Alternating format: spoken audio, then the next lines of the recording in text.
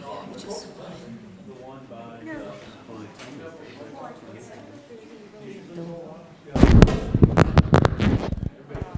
for retired teachers. So she did one.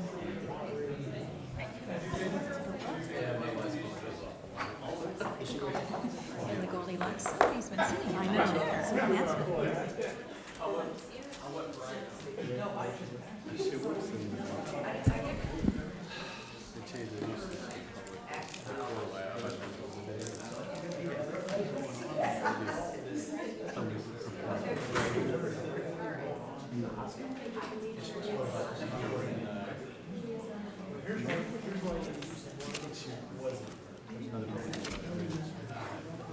I think might have started. I'm not sure.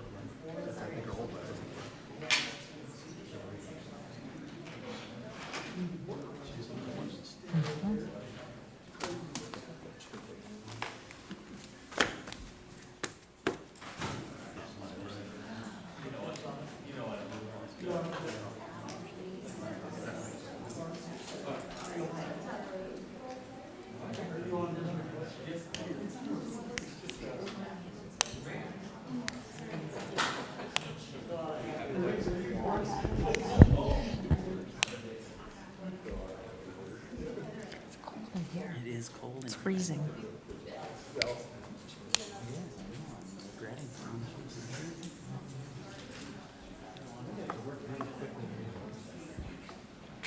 Doesn't look good. Yeah, we can just actually upload it on the computer and do it, and then I'll upload it after the meeting to Board Docs, so.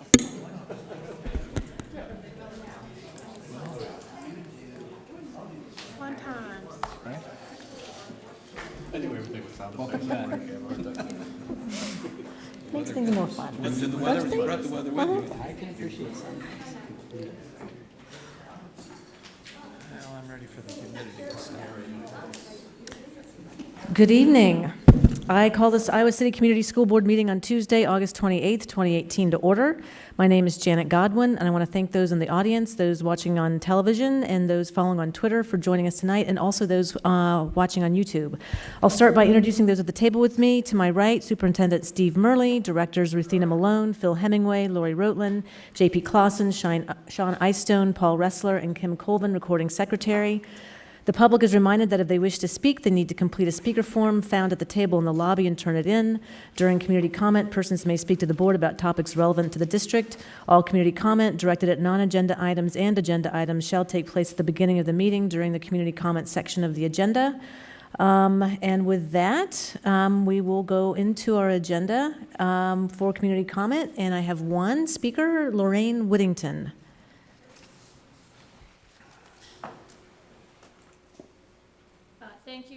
Thank you for the opportunity to address the school board tonight. My name is Lorraine Whittington. I'm a retired school teacher from the district. Tonight I'm here representing the Iowa City chapter of Moms Demand Action for Gun Sense in America. We're affiliated with Everytown for Gun Safety, and as such, we're part of the largest gun violence prevention organization in America today. We support the Second Amendment. We are not anti-guns. We are anti-gun violence, and we know that common sense gun laws and a culture of gun safety are achievable goals. Most of the national response to gun violence in our country has been an attempt to accept it for what it is, prepare for it as the inevitable consequence of our constitutional rights. As the school year gears up, we're watching teachers and students across the country experiencing training on what to do in the event that an intruder with a gun comes into their school. The facts are that many of these guns come to school from homes where adults have not properly supervised their storage nor modeled proper gun handling behavior. We believe that adult education is an important component in lowering the level of gun injuries and deaths among students. Because we believe gun safety is the responsibility of every adult gun owner and every caregiver, our national organization has developed the Be Smart program to educate adults on 5 simple steps they can take to prevent gun violence. This program has been recognized by the National PTA, Safe Kids Worldwide, and the American Medical Student Association. Be Smart is presented at Rotary Club meetings, PTA meetings, tornado warnings, Chief of Police Association meetings, in homes and in doctor's offices across the country. So do we need to move to, Warning for Johnson County, so I think we do need to. I think we need to move into shelter, and so it's back this way? So first you have to Yeah, adjourn. right? Okay, do I have a motion to adjourn? So moved. All in favor? Aye. This might be quicker without going through the warehouse. There, and I'll stand in here. Yeah.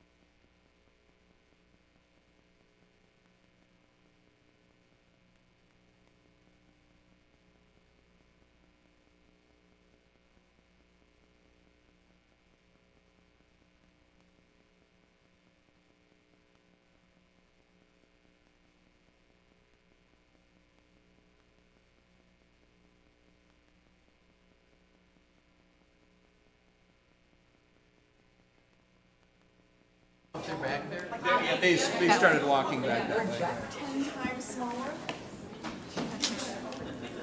So we have to relog, we have Just to go ahead and relog back refresh. in? I think I can log back. If I have to refresh, I can do that too, but. Test. You might have sat too long so that it.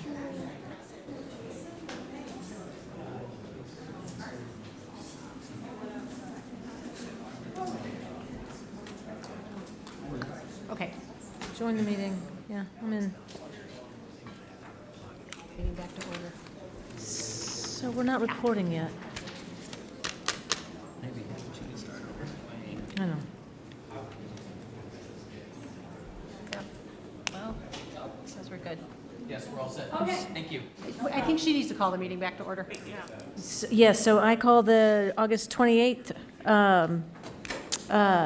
school board meeting to order in the midst of all this fun weather. So Lorraine, please. Yes, as I was saying, we at Moms Demand Action believe that adult education is an important component in lowering the level of gun injuries and deaths among our students. Because we believe gun safety is the responsibility of every adult gun owner and every caregiver, our national organization developed the Be Smart program to educate adults on 5 simple steps they can take to prevent gun violence. This program, as I said, was meant and recognized by the National PTA, Safe Kids Worldwide, American Medical Students Association, and many, many more. Be Smart is an acronym for the 5 steps anyone can take to being smart about the presence of guns in our world. They are not really revolutionary ideas, nor are they controversial. The S stands for securing guns from children. This means very real risks of teen suicide. And T is for telling others about this program and sharing your concerns widely for helping our kids be safe from gun violence.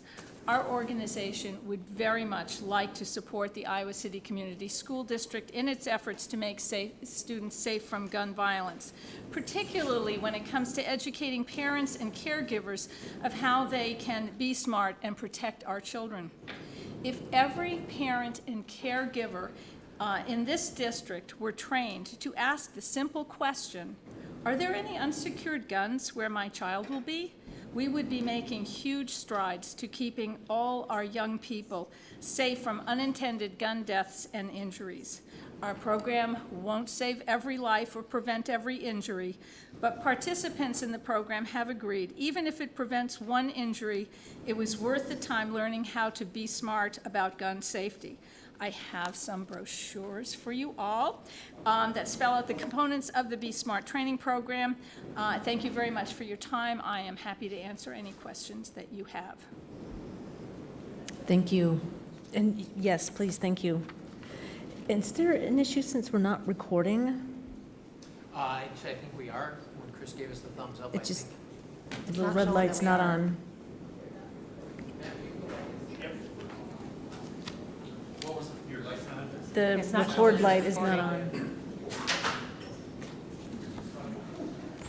on. So, I'm gonna wait for that. Well, thank you.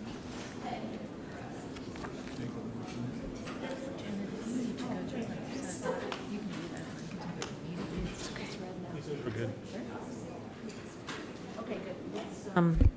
Thank you for that. We'll move on from community comment to approving our agenda for the evening. Is there a motion to approve? So moved. Kim, ready to vote?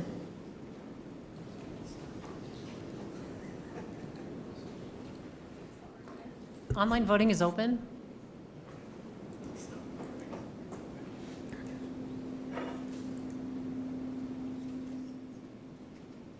All votes have been cast and the motion carries with all directors voting in favor. Thank you. Moving to consent, I would like to make one comment about Appendix 9, just to make sure the directors understand that the Tate proposal is to not approve the material that's been presented for it being over budget. I just want people to be aware of that. Phil, do you have any updates on the bills? Yes. We had $2.8 million worth of spending.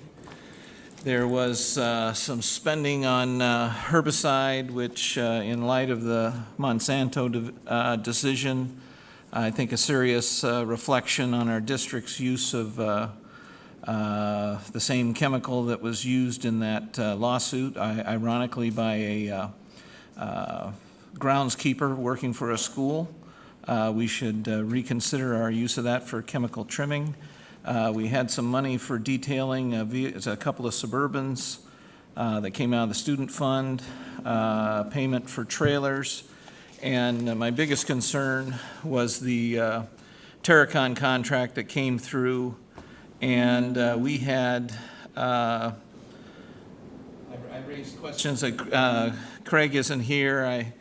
I really feel that we need to look into this in greater detail. It's $17,000 in which the vendor is charging us for the discussions to create this contract, which was a no-bid contract, which goes back to 17. The contract took effect in February 6th of 18, and we're getting billed 8/31 of 17 for three bills, 4 bills for January of 18, and 2 bills for later January for the same thing.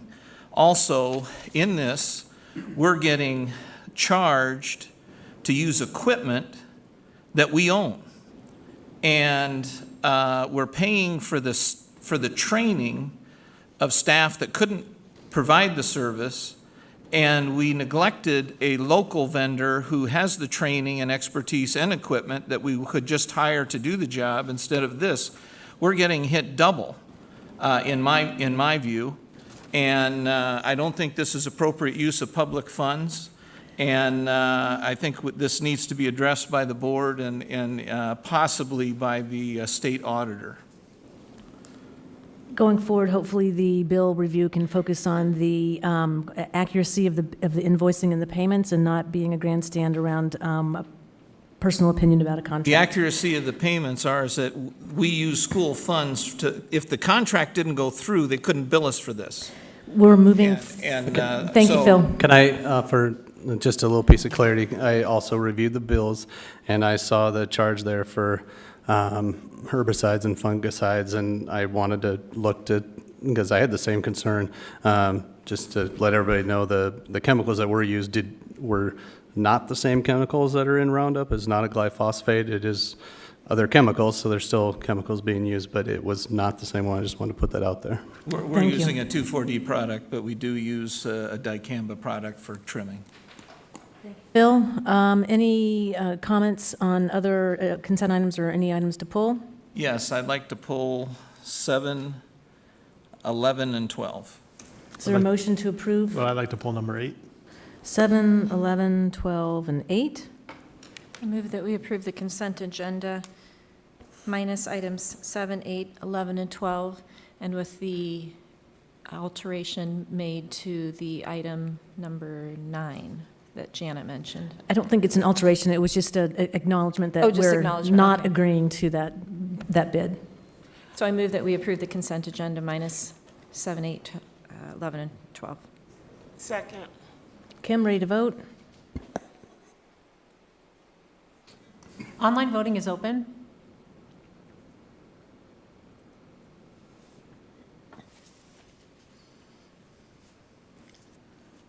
All votes have been cast, and the motion carries with Directors Rotland, Ressler, Godwin, Clausen, Malone, and Eystone voting yea, and Director Hemingway voting nay.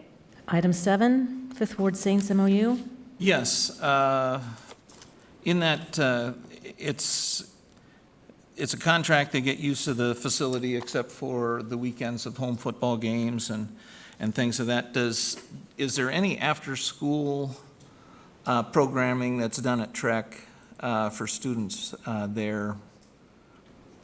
That because they have use of the facilities Monday through Friday, 3 to 6. Is there any after-school programming that would conflict with? No. Right, you're talking for the actual For Trek the students? students there, right? Yeah, no, it doesn't conflict with any of the Okay. Trek students. And I just hope that with other organizations that we'll extend the same type of utilization of our facilities as well as we are for this group. That's all. Thank you. I move that we approve item 7 on the consent agenda. Second. Kim, ready to vote?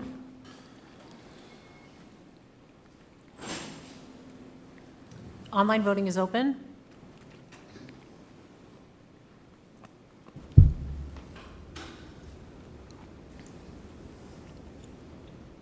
All votes have been cast, and the motion carries with all directors voting in favor. Item 8. Quick question on this one for Matt or Steve. I would assume West Branch is because it's the closest for the students that are taking it?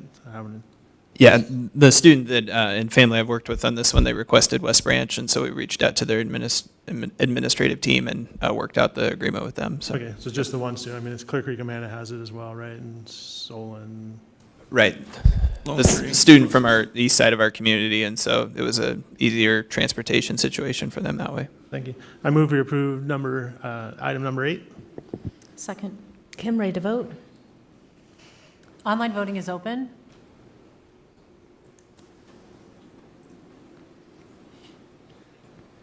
All votes have been cast, and the motion carries with all directors voting in favor.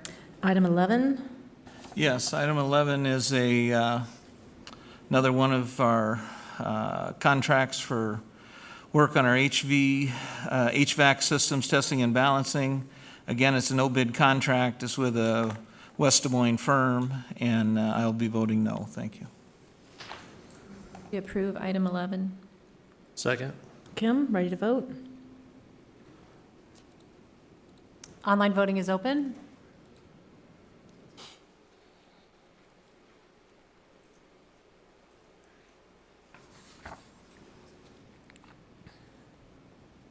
All votes have been cast, and the motion carries with Directors Rotland, Ressler, Godwin, Clausen, Malone, and Eystone voting yea, and Director Hemingway voting nay. Number 12. Number 12 for the same reasons. I move that we approve item number 12. Second. Kim, ready to vote?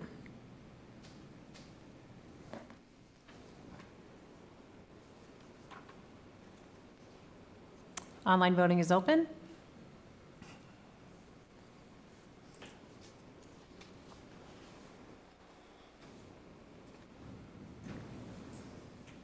All votes have been cast, and the motion carries with Directors Rotland, Ressler, Godwin, Clausen, Malone, and Eystone voting yea, and Director Hemingway voting nay. Thank you. Now we have the School Safety Committee update, and who is going to be doing the presenting? Kate, thank you. Good evening. My name is Kate Callahan, Director of Student Services. Oh, ladies, come on up, and I have a couple of folks from the committee that would like to join us. I'll give them a sit.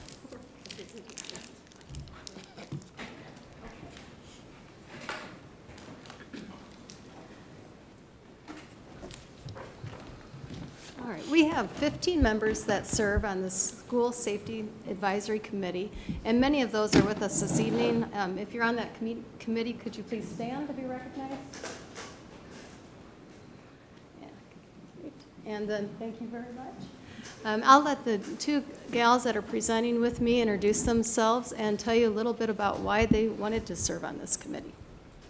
Hi, I'm Ginny Nasso. I worked for a long time at United Action for Youth, and we were fairly essential in designing and implementing some of the mental health programs that have been and are currently in the schools. I'm particularly interested in student and staff input on what makes them feel safe in school. Hello, my name is Leah Ogney, and I'm a parent representative on the committee. I have 2 children, one of whom is in elementary school, and so I was interested from as a concerned parent, but also, as Ginny mentioned, I'm interested in the psychological aspects. My father's a psychologist and works in the prisons, actually. And so I was just interested in seeing if there were some ways that we could look at prevention and survival, all of that. Thank you. Okay, I'll tell you a little bit about the Safety Committee. The Safety Committee has been meeting since June. It's met 5 times.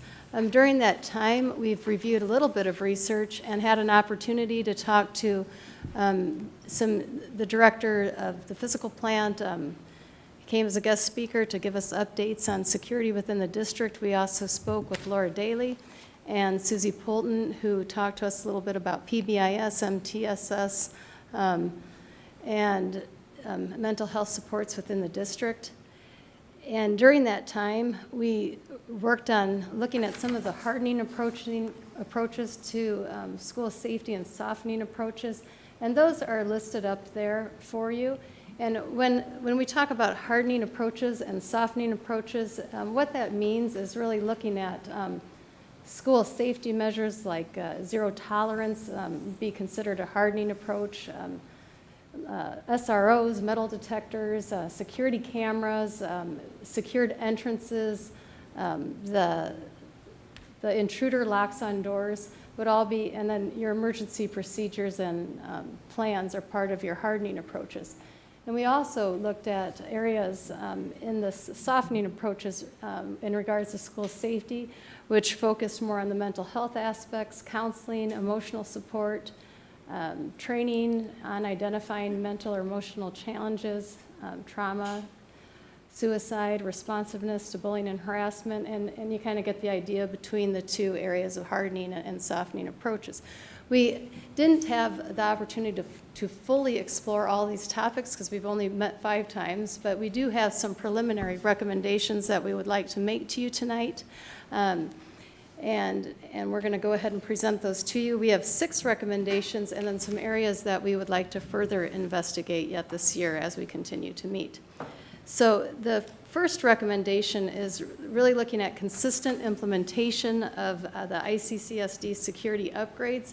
And what we found is over the last 6 years, the district has put in, well, by the end of this year, about $10 million in safety upgrades across the district.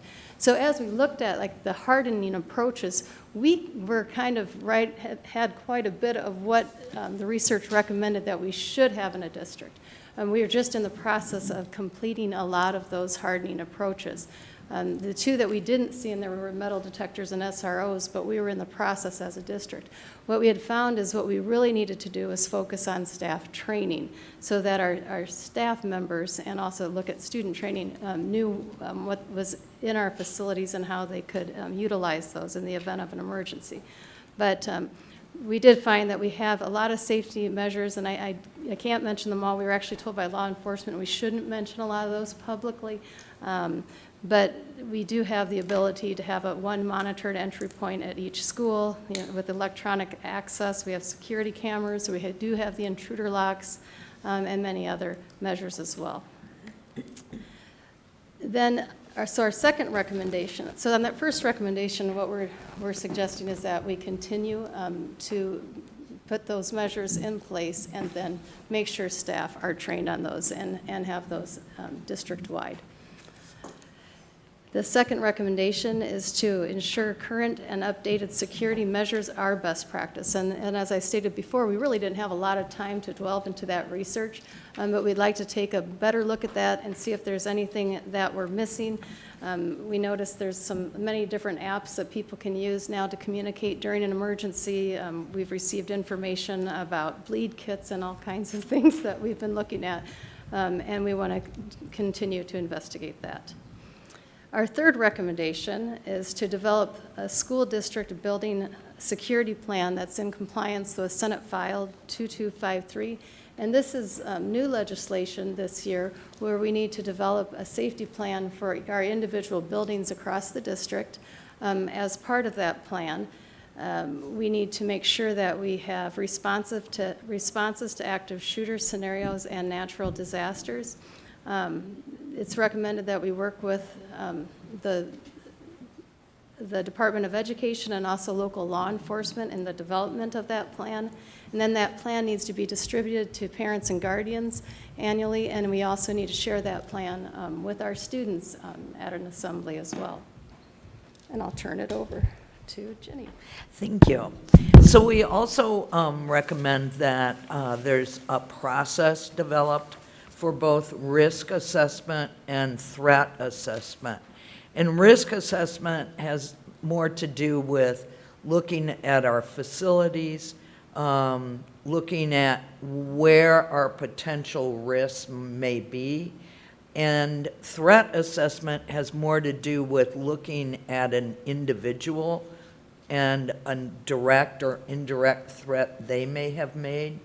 I met with the director of threat assessment for the university and just got tons of information, and I think he's going to be speaking to our group so that we can better have a protocol that's consistent throughout the district. If a threat is identified, then what are the steps that are going to be taken and who's going to implement those steps? Our fifth recommendation had to do with communicating with the larger school community. And there was an email that went out at the start of the year, just recently, from the superintendent, where they were letting families know some of the safety and security protocols that we had. And I think Kate mentioned a few of those, the large amount of money that was spent on all of those upgrades. And we want to continue to have that communication so that people can feel safe. That was something that we discussed a lot, was the idea of the importance of people feeling safe and feeling comfortable sending their kids to school. And then we also had some visitors come and talk, let's see, just check their names again here. It was Laura Daly and Susie Bolton came and discussed the supports that are offered through multi-tiered system of support, MTSS, that they're using in the schools. And we wanted to make sure that services are reaching students and connecting them to resources that are in the community if they need any kind of psychological support or emotional support. And then also making sure their families are supported and we are supported in dealing with them. So that's the fifth item. We also took a look at staff and student training, and once again feel like there should be some outlined safety and security protocols specific to staff training. I participated in the new teacher orientation that was held here, where we did a little mini ALICE training. I had never been through one before, and it was pretty interesting. So I know that that happens every year at either the elementary or secondary level. But I also think there's more to be done in terms of staff and student training, especially when talking about all those security measures that have been put in place. And we'll touch on some other ones that I think are particularly relevant to students and student training. And as a response of the committee's work, one of the things that we just thought we needed to implement right away was some of that staff training. So this past week, we put together a video with the safety measures that we have for the district, some that I mentioned and some that I haven't mentioned, so that we can use it for mandatory training of all staff members in the district. And the one thing that we kept hearing is that, staff didn't know how to use the keys or the doors and things like that they need to know how to do. That will allow us to expedite that training, to make sure everybody's aware of the security measures that we have in place, both certified, classified staff, and also our substitutes.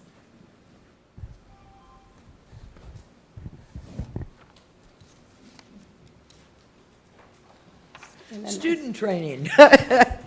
There we are. That's where I am. So as I mentioned, not only does the new legislation require student training, we also have a couple of students on the committee, and there was stuff that they just didn't know. They said there were little tiny posters that said, see something, say something, but then those got covered up by other pieces of paper. So we can be doing a lot more effective training of our students, and they're going to be our primary source of information.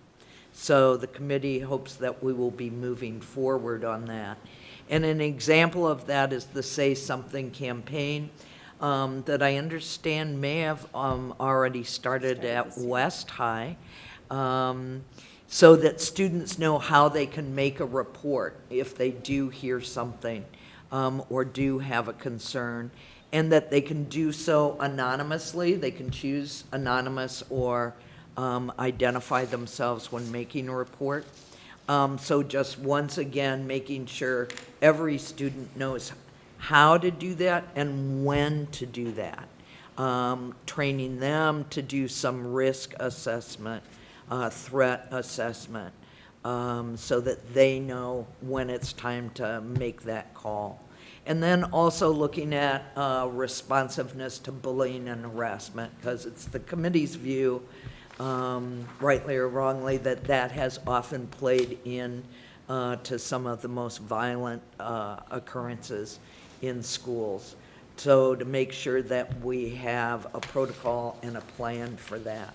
And I'm just going to reiterate, the Say Something campaign is a campaign that's being rolled out district-wide this year, at the start of this year.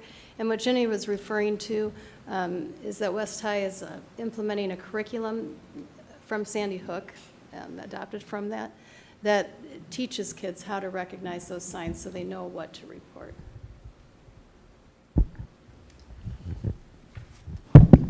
And then, as Kate mentioned, we've only met 5 times, so we do have a lot of subjects that we still want to look into and study a little further and hear presentations from various stakeholders and experts. And some of the topics that we are looking into and getting into more detail on are bullying prevention programming. We'd like to see a more consistent program for the K through 6 and 7th through 12th graders.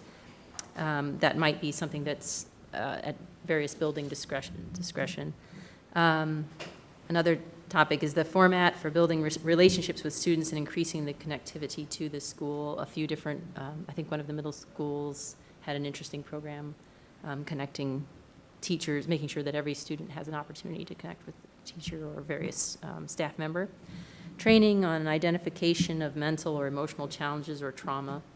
Or people that are at risk for suicide, restorative justice and other restorative type of approaches, and restorative justice as apparently I've just learned about it, but a theory of justice that emphasizes repairing the harm that's caused by the negative behavior, and it's accomplished through cooperative processes that include all the stakeholders and can transform people, relationships, and communities. We wanted to look into the use of school resource officers, as well as the Sandy Hook Promise. There are a lot of other portions of the program, in addition to the Say Something focus, that relate to other things we've talked about, suicide prevention programming, safety assessment and intervention programming, and the Start with Hello program that they have. We've had people bring that up at the listening sessions, which I hope more people will be able to attend if we have. And then also we want to look into student access and employee access to consistent mental health, emotional supports across the districts.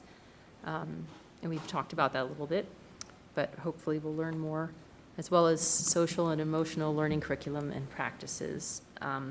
One of the topics under this item was the SMART program that Be Smart, I'm sorry, that was presented earlier, very important group that we could work with, which focuses on securing guns in the home and vehicles and modeling responsible behaviors around guns and asking about the presence of unsecured guns in the homes, recognizing the risks of suicide and telling your peers to be smart. From the acronym. So, thank you. And with that, we can open it up to any questions that you might have about the work that we're doing or thoughts. First of all, thank you to all of you that are serving on the committee and doing this work for us to ensure that we're keeping not only our students safe, but our staff as well as anyone that enter our community property. So thank you for that. Just a quick question. I know one of your recommendations was developing a plan to respond to any safety related scenarios. And I know you have started that conversation with the university with their threat assessment. I'm just curious, have you talked at all, or is it something that we can look into about developing a system similar to their Hawk Alert system where you get alerts for almost everything? So I don't know if that's something that would be feasible for our district, but that's a really quick way to get out information about issues in buildings and or just on our campuses. Well, we do have, Eli is coming to speak with us from the University of Iowa, and that's certainly something we can ask him to focus on during that time. Thank you. Chase, you look like you were going to say something. Kristen's not here tonight, but I know that she's always looking for new ways to communicate with our families in the community. And so we can definitely take that suggestion back to her. And she was talking about that earlier today, some of the enhancements they're making with some of our parent communication tools. So we'll make sure to drop that in there. I mean, I know for the university, that's a really easy system that families can opt into, well, staff can opt into and students, so it's not something that's pushed out, but you get it in email and on your cell phones. So gets you the weather alerts. That's how I knew the tornado warning. Exactly. I got one tonight too. We were sitting here. That's how I knew. Thank you. Yeah, I would just like to say that, well, first of all, thank you to all the committee members for coming. I do, as you know, serve on this committee as well as the board representative, and the 5 meetings that we have been very good. The first couple meetings, I think we were trying to find our ground on what we actually wanted to talk about, because there was such a wide range of what safety meant to different people, especially the ones in the room. Having the students there and the staff, I think, was great, because that was kind of the eye-opening thing. The students were like, I didn't know we had this. I didn't know, that type of thing. And maybe the staff was the same way. So starting that communication, that was one of the biggest things, was we have a lot of stuff in our district to make people feel safe or be safe. And then also on the emotional side, but a lot of people didn't know about it.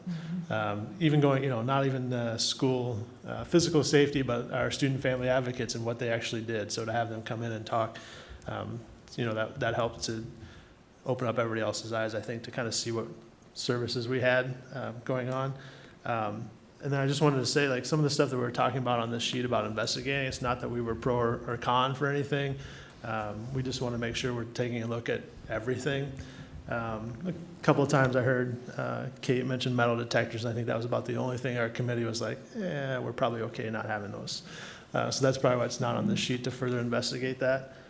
We did have 2 community listening posts as well on both sides of town that our committee ran, as well as our meetings that we had. So I just thank you guys for coming and doing the work that we're doing on this. I think it's been very good. Yeah. Speaking to the listening posts, how many community participants participated in those listening posts?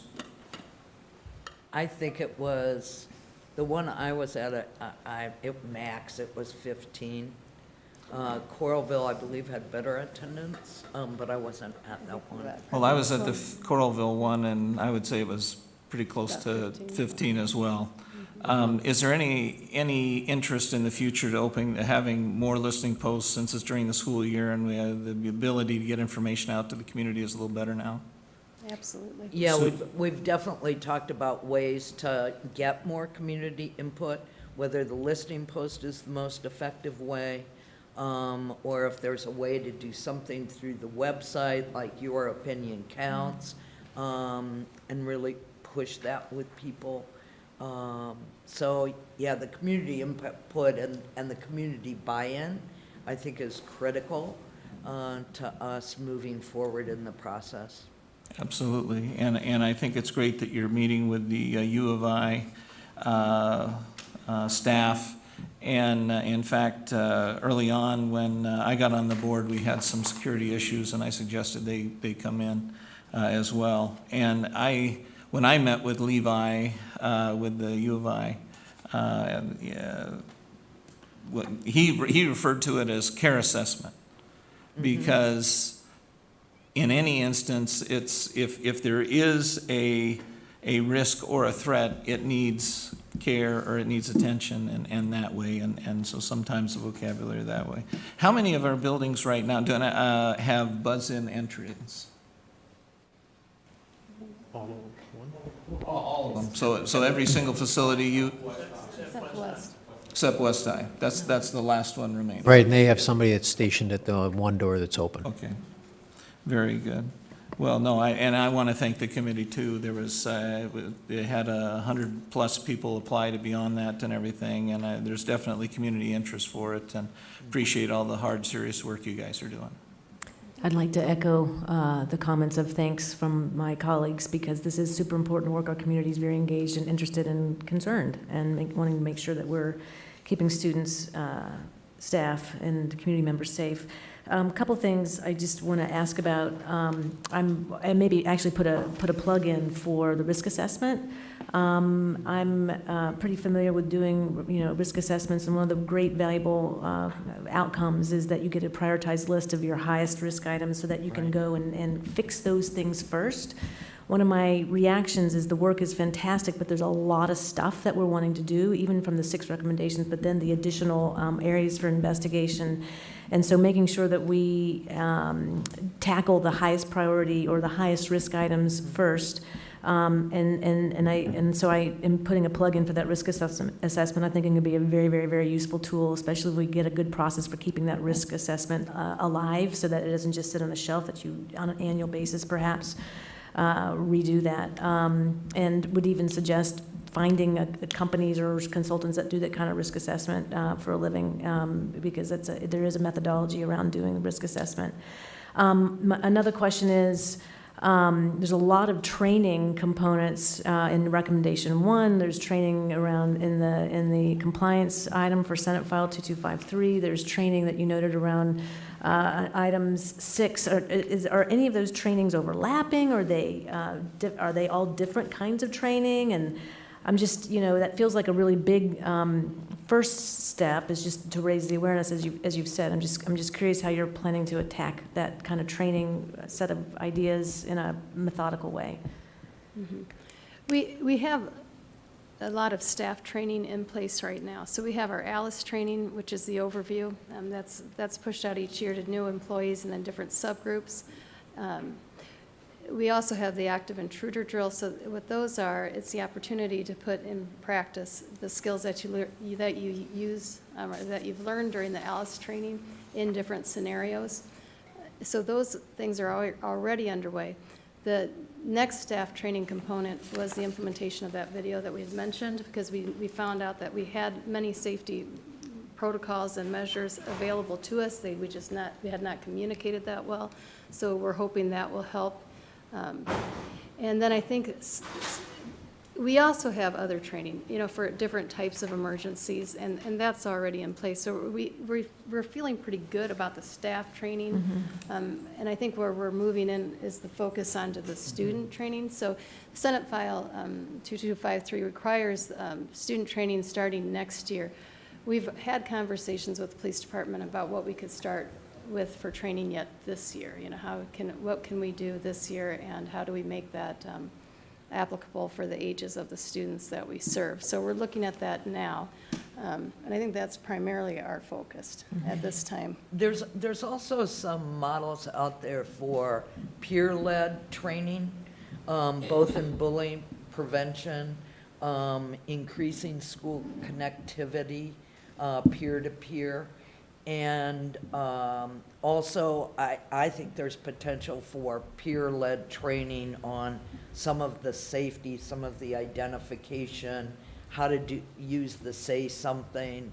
I think there's some real potential there for it to be not only utilized, but better embraced by students, and some of the fear and concern reduced if it's student-led. That's my bias. Oh, thank you. And one last question, too. Some of this stuff is going to cost money. We may not be at the point of understanding the budget impacts, but I think at some point we're going to have to make sure that we're aware of funding needs. Yeah, I would just like to make sure that we include this in the board docs for this meeting, because it wasn't up before, so the community can see what's going on. And also, I sent I'll let my literary pursuits out. Popular Mechanics had a very good 6-page article on school safety. I sent it to the committee. I don't know if the committee had a chance to look at that, but they had some very good steps and looking at it. It's a national problem. Everyone's gripping with it, and they address some of those things. It's just some reference material. I think it might be helpful. Thanks. Thank you. Just really just have a comment. Thank you for the work. I kind of like Paul said, those first 2 meetings were a little rough just figuring out, and I was a little worried. This is a big topic, but I appreciate the work. It feels like it's focused. I really appreciate the social emotional stuff in here. Frankly, suicide takes way more kids than school shootings, and so the more we can do for making people aware of that. Sometimes it's very simple things to make staff and students aware that somebody's struggling. And those interventions can be very successful in saving a life. And I appreciate that that's in here. And so the more we can do, I think, with mental health first aid, social emotional learning, because whether that prevents a shooting or not, that's going to help people anyway, right? We know we need more work in mental health, and we know that we're doing a lot in this district for that. And I appreciate that this sort of is included in school safety, because I know that that's something many of our kids are struggling with every single day, all of the time. And so we need to keep our eye on that. And so I appreciate this. I like what you're investigating and looking at, and I'll be really interested to hear I like to say it's just 5 meetings. And I know it's just 5 meetings because there's a lot more to go. So I'll be really interested in hearing kind of what comes out of the rest of this year. Thank you very much. Janet, just before we move on, I just want to put some credit out to Dwayne and his team. Looking forward or looking at safety as we've gone through this facility master plan, even back when we first started the first buildings and making sure that we had the safe, secure entrances, and working as we've gone along to do that to the buildings, have kind of, I don't want to say kept us ahead of the game, but you'll see other districts in our community like West Des Moines just now did that to their schools this past year, and we've kind of been looking at that all along, so I appreciate that from your team. Thank you. I echo that too. Any other comments or questions for Kate or the committee members? Thank you again for being here tonight and all of your hard work on the committee. We look forward to your continued efforts on this. Thank you so much. Moving on to agenda setting, we've got a work session that is scheduled for September 4th at 6 p.m. We've got 2 topics. We'll have an operations department report on school pairings as well as an HR department report on school pairings. Just to comment on that, just a reminder, that's going to be at Southeast instead of here due to the election. Yep. Thank you, Paul. At 6 p.m. Then on the 11th. Could I add something to please. that agenda? I'd like to have a update on the community gatherings. Several of them have taken place already, and then there's another one this week and another one the weekend before that, or I guess this weekend. So be good to hear from other board members about how those are going. Yep, I think that's good. So then, with that addition to the 4th, that's good. We'll move to 9/11. I think, I know that we want to add an action item for voting on the amendment to the teachers and paraeducators contract. Are there any other changes or additions to the September 11th contract? I just have a question. I see that we're approving the calendars. I'm just curious if we'll be able to get an update from that calendar committee on looking at adding or recognizing religious holidays, some of that work that they've been working on. I know we have students and parents still interested in that work, so that hopeful we can get an quick update at that point. Yeah, hopefully we will by then. I've been corresponding with the rabbi and the imam in town and hoping that I will be able to meet with them prior to us coming in with that meeting. But if not, I will have an update on that as soon as we're done. But I can provide an update at that time so we know where we're at. Okay, thank you. Are those the only 2 religious officials you're meeting with? Those are the 2 that we started with. Could we include a priest as well? We certainly can. I just have a question on the number 9 there, the School Improvement Advisory Committee membership. Is that to approve who's on the membership, or is that something that we could actually pull out and discuss what that group? No, there's a state sanctioned process for us to select members, and so we go through that process and then we bring those members to you for approval. Right, so on here, is that just, what are we approving on that? You'll be approving the slate of members that are proposed to be on the School Improvement Advisory Committee. And that's the same thing if you go down further and you see the CDAC, the Community Education District-Wide Advisory Council membership approval. So you'll have a membership list that they will be proposing for that particular committee also. Personally, I would like to move number 9 to a discussion item and discuss that, I'm okay with approving or the membership on there, but I would kind of like to discuss what that committee actually does. Sure. Yeah, I think I think it'd be perfectly appropriate when we're on that agenda item for Diane to provide a summary for that. And we can definitely let her know to be ready for that and perhaps upload something so that it's on there ahead of time. Okay. Sure. Thank you.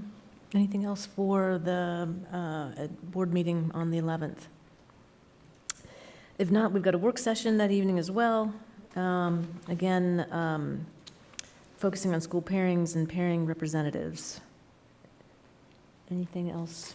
We may decide after tonight or next Tuesday that we want a particular addition to the 11th meeting, and maybe we just leave it at this for now. And to be clear, pairing representatives on that would be staff, principals. I think, and teachers, yep. Yeah.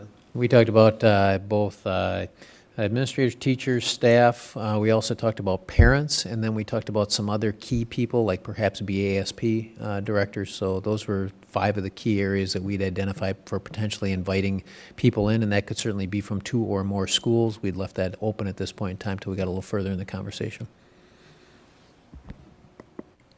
Fair enough. Anything else on agendas? Hearing none, is there a motion to adjourn? So moved. Second. All in favor? Aye.